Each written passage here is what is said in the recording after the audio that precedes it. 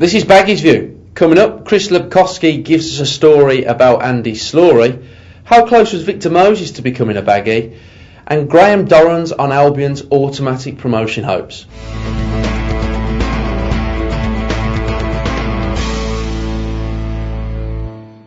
Hello and welcome to Baggies View. I'm Andy Walker, and as ever today we're joined in our studios by our man at the Albion, Chris Lepkowski. Welcome, Chris. Hi. Well, the transfer window has slammed shut. Tell us about Albion's wheeling and dealing in January. Well, the big one, of course, was Victor Moses. On Friday, they were close. Friday afternoon, I think they were in the driving seat for him, really, over Newcastle, over Nottingham Forest. Friday afternoon, late afternoon, early evening, Wigan came in for him, and from that point on, really, Albion were up against it, and I think they pretty much conceded from that point on. It's time to hear some of your questions for Chris, and as ever we've been inundated with your emails, and they have all touched on the subject of the transfer window. Firstly, Chris here, Baggies82 wonders whether you feel Di Matteo's got a strong enough squad for promotion, or whether he should have brought maybe one or two other names in. Well, in an ideal world, any manager would always like to strengthen. Very difficult time of the year to do that, as Birmingham and Wolves have found out.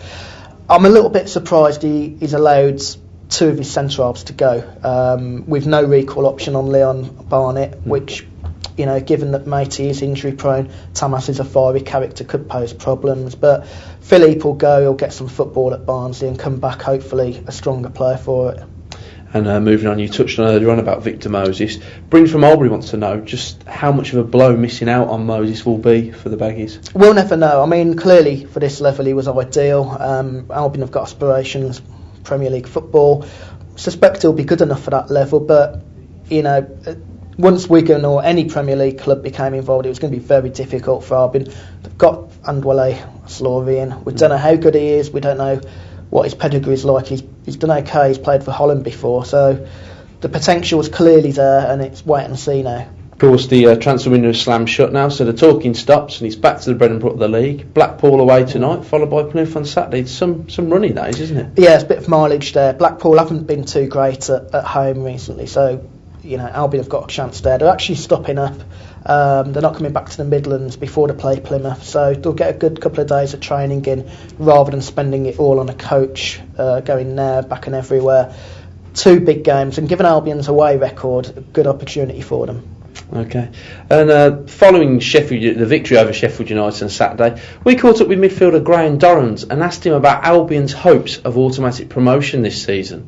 No one wants to go through them. Everyone obviously wants to go up first, second. If player says we've got to do it to get up, then that's what we'll do. But we're aiming to win the league if possible, so that's what we're looking to do.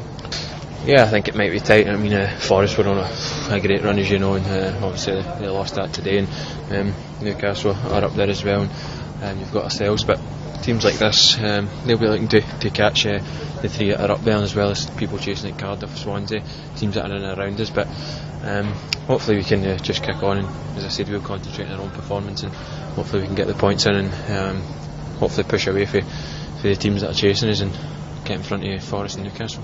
It's obviously improving my game since I've came down here. It's the end of this season, I'll be 2 years down here, and it's great for me to be playing against these teams and the last season playing in this sort of league. So, well, Chris, we heard off Graham Dorrans there. Looking at Albion's automatic promotion hopes, I suppose beating Sheffield United, which was a big result, and also seeing Forest slip up to Derby would only increase their hope there, wouldn't it? You would think so. They needed a really strong home performance, which is what they gave.